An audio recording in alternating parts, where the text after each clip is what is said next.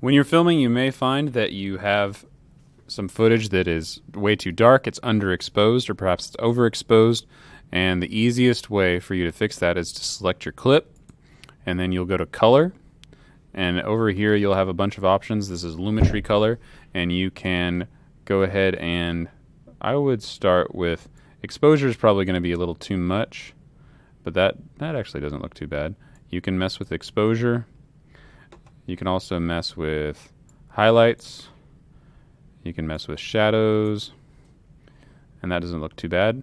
The other thing I'm going to change is I'm going to work on the color of this. So it's a little like off color. It's like a little yellowy.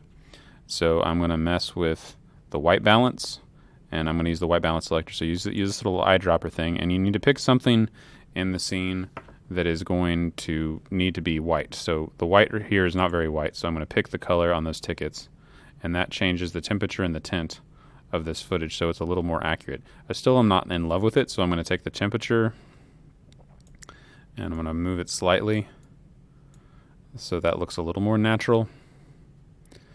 The other thing is that you're doing a silent film, so you're going to need to silence all the audio from your cameras. So you could go through and you could unlink the audio and just delete it, but easier would be to just take this, and all the audio in this track needs to be muted. So I'm going to hit M to mute that audio, and then there will be no sound coming from that. You do need to have music though, and you can put that in another track.